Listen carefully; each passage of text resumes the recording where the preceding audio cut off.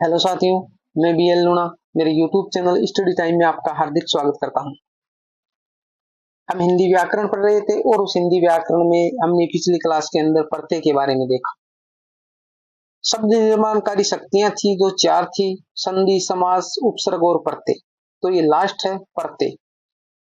पिछली जो क्लास थी उसके अंदर हमने जो प्रत्यय के दो प्रकार होते हैं उनमें से एक के बारे में पढ़ लिया है, जो होता है कृत प्रत्यय। आज इस क्लास के अंदर हम कथित प्रत्यय के बारे में पढ़ेंगे, जो दो नंबर प्रकार है प्रत्यय का। तो उससे पहले अगर चैनल पर पहली बार विजिट कर रहे हो तो चैनल को सब्सक्राइब कर ले, बेल आइकन को ऑल पे प्रेस कर ले, ताकि मेरे आने वाले हर वीडियो का नोटिफिकेशन आपको मिलता रहे। वीडियो पसंद आती है तो इसको लाइक करें, अपने दोस्तों के साथ में इसको शेयर करें। किसी भी प्रकार का डाउट, कंफ्यूजन रहता है तो आप मेरे को कमेंट कर सकते हैं। अब बात करते हैं हम दो नंबर प्रकार की, जो है कथित प्रत्यय। कृत प्रत्यय में क्या था कि जो कृत प्रत्यय वो धातुओं और क्रिया से बन रहा था। धातुओं और क्रिया से बन रहा था। जितनी धातुएं और क्रियाएं होती उनके अलग शब्द लगाकर हम एक नए शब्द का निर्माण कर रहे थे। और कथित प्रत्यय में क्या होगा, वे प्रत्येक जो धातु को छोड़कर, प्रत्येक नहीं है यहाँ पर, यह गलत छप गया, प्रत्यय है, ठीक है। वे प्रत्यय जो धातु को छोड़कर संज्ञा, सर्वनाम या विशेषण शब्दों के अंत में जुड़ते हैं, कथित प्रत्यय कहलाते। कहने का मतलब क्रिया और धातुओं को छोड़कर अन्य किसी शब्दों से, जो कौन सी होगी, संज्ञा हो सकती है, सर्वनाम हो सकता है, विशेषण हो सकता है, उनके पीछे जुड़कर एक नए शब्द का निर्माण करेंगे, वो कथित प्रत्यय कहलाएंगे। तो पहले तो यही बात आपको ध्यान में रखनी है कि कृत प्रत्यय कौन से होते हैं और कथित प्रत्यय कौन से होते हैं। जो धातुओं और क्रियाओं के पीछे लगकर नए शब्द का निर्माण करते हैं वो कृत प्रत्यय होते हैं, और जो सर्वनाम, संज्ञा और विशेषणों के पीछे जुड़कर एक नए शब्द का निर्माण करते हैं वो कथित प्रत्यय होते हैं। तो ये स्थिति आपकी क्लियर हो गई।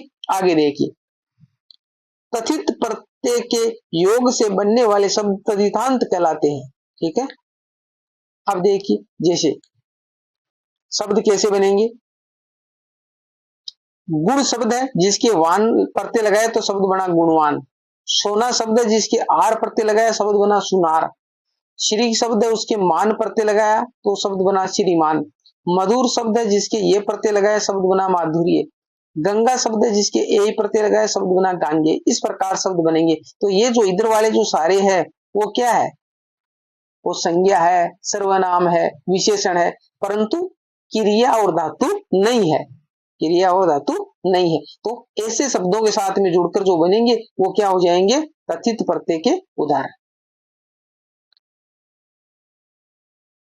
नोट में लिखा है 99% प्रत्यय स्वर से प्रारंभ होते हैं। 99% प्रत्यय है वो स्वर से प्रारंभ होते, 1% है वो अलग हो सकते। कथित प्रत्यय के 6 उपभेद है। कृत प्रत्यय के भी कितने उपभेद है, 6 ही थे, और कथित के भी 6 ही है।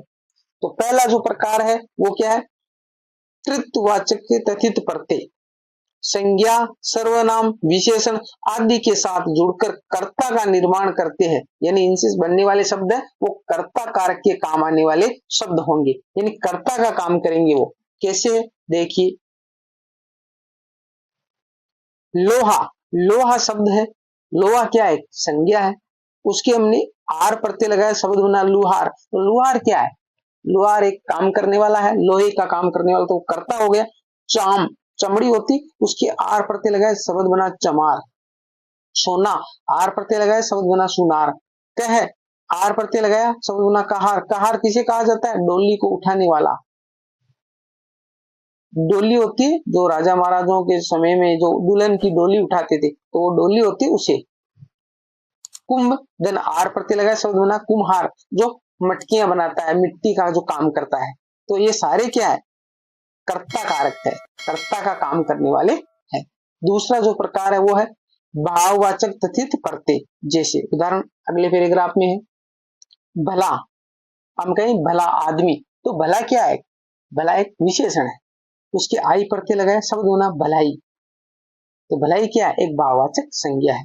अपना, तो प्रत्यय लगाया अपन, तो है, ये भी भाववाचक संज्ञा है। बच्चा, पन लगाया बचपन। बूढ़ा, पा लगाया बूढ़ापा। मोटा, आपा लगाया मोटापा। तो इस प्रकार के शब्द है वो इसके इधर वाले भाववाचक संज्ञा है, ठीक है। मोटा आदमी, इधर वाले क्या है, विशेषण है, मोटा विशेषण है। बूढ़ा एक क्या है, जैसे बूढ़ा आदमी तो विशेषण, बच्चा, बच्चा क्या है, एक संज्ञा है, ठीक है। अपना, अपने क्या है, सर्वनाम है। तो इस प्रकार जो शब्द है उनके विशेषण हो गई, संज्ञा हो गई, सर्वनाम हो गए, इनके जोड़कर हम प्रत्यय जोड़ेंगे तो एक अलग शब्द का निर्माण करेंगे। तो वो सारे तथित प्रत्ययों के अंदर आएंगे। क्रिया और धातुएं वाले वो कृत प्रत्यय के अंदर काउंट होंगे। 3 नंबर प्रकार है अपत्यवाचक तथित प्रत्यय। अपत्य का मतलब होता है संतानवाचक, यानी संतान से संबंधित शब्द बनेंगे इनसे। ऐसे बनेंगे जैसे राधा, राधा के यही प्रत्यय लगाया तो शब्द बना राधे, राधे कर्ण को कहा जाता है।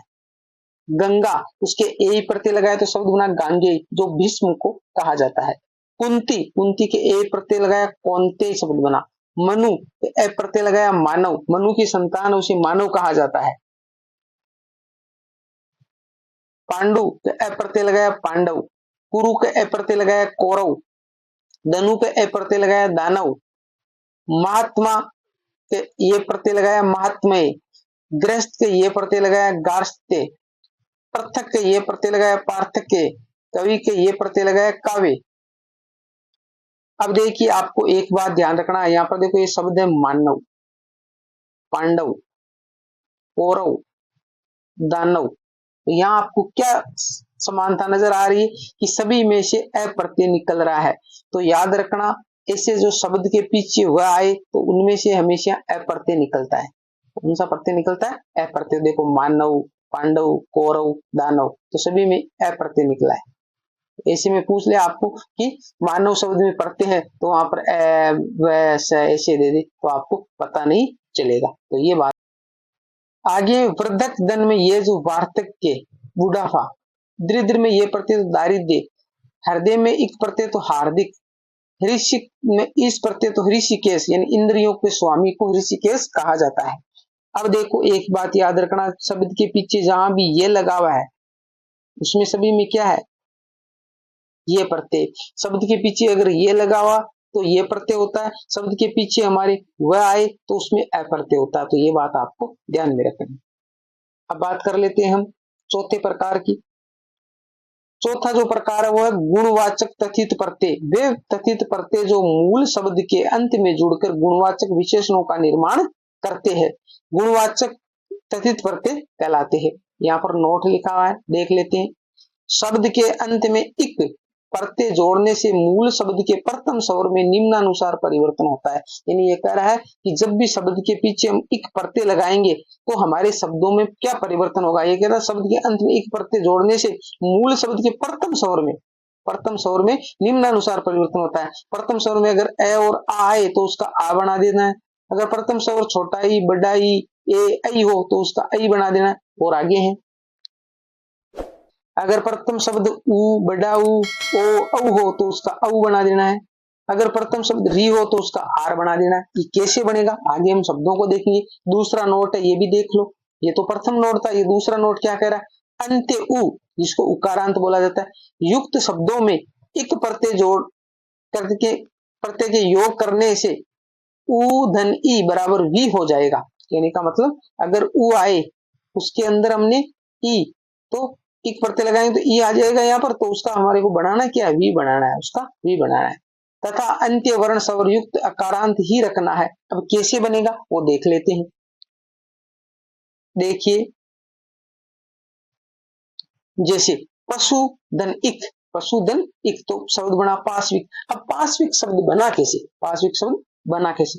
तो हमारे सामने क्या, एक तो पशु है और एक इक है। तो पशु है, उस स में से हमने उ को बाहर निकाला, पशु में से उ बाहर निकल गया यहाँ से, उ की मात्रा है। और यहाँ पर हम प्रत्यय कौन सा लगा रहे हैं? इक लगा रहे हैं, तो हमारा इधर ई हो जाएगा।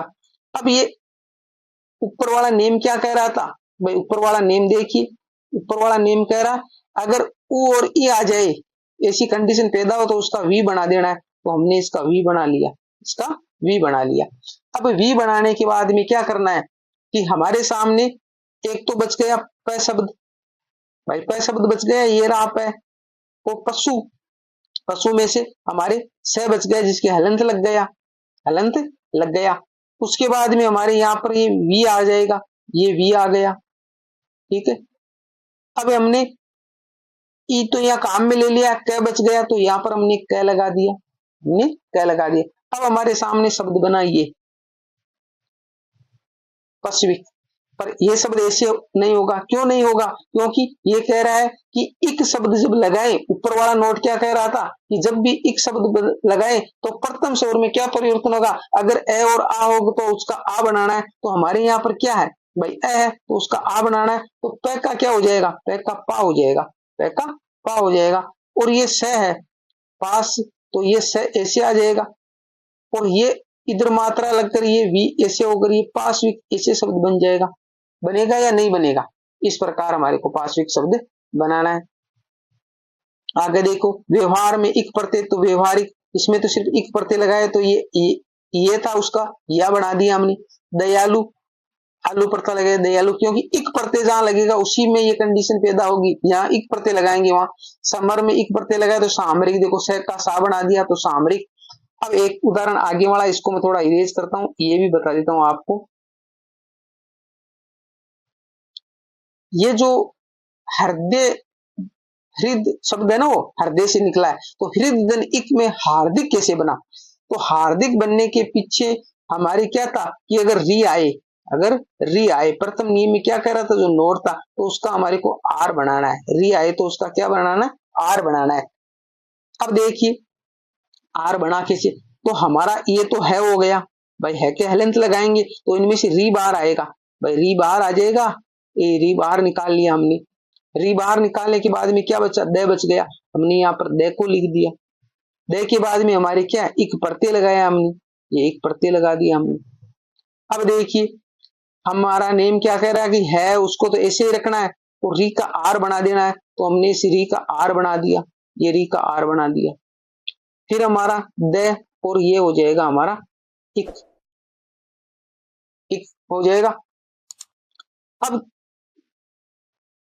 है में आ की मात्रा जाएगी तो ये हो जाएगा हा।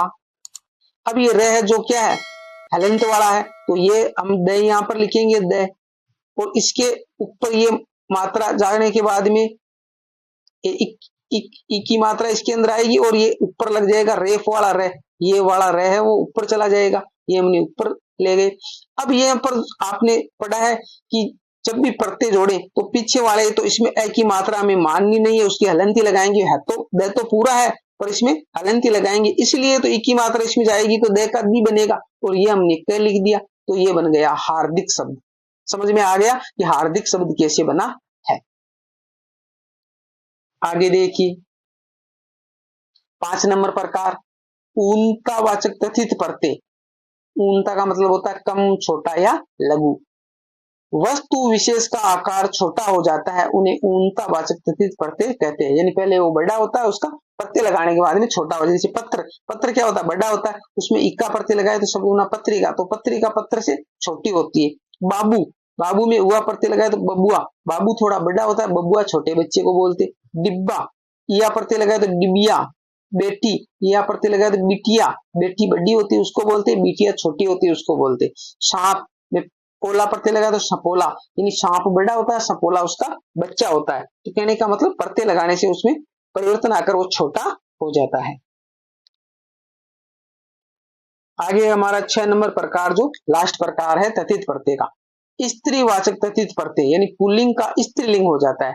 जैसे शिष्य में या प्रत्यय लगाए तो बना शिष्या, ठाकुर में आइन प्रत्यय लगाया तो शब्द बना ठकुराइन, पंडित में आइन प्रत्यय लगाया तो पंडिताइन, बच्चा में ई प्रत्यय लगाया तो बच्ची, पड़ोसी में इन प्रत्यय लगाया तो पड़ोसिन, पति में नी प्रत्यय लगाया तो पत्नी। याद रखना कई जगह पत्नी इस प्रकार लिखा होता है, हम देख लेते हैं कि पत्नी ऐसे होगा या बड़ा होगा, अच्छे से पढ़ के नहीं जाती है तो वो गलत हो जाता है। तो याद रखना पत्नी हमेशा बड़ी होती है। ऐसे पत्नी उम्र में छोटी होती है जब शादी करते हैं, परंतु पत्नी हमेशा, याद रखना कि पत्नी हमेशा बड़ी होती है। तो बड़ी की मात्रा लगा देनी बस, पत्नी हमेशा बड़ी होती है, पति हमेशा छोटा होता है। ये पति हो गया, बस छोटा है, छोटी की मात्रा है, तो पति हमेशा छोटा होता है, पत्नी हमेशा बड़ी होती है। हमारे हिसाब से इसको याद रखना है।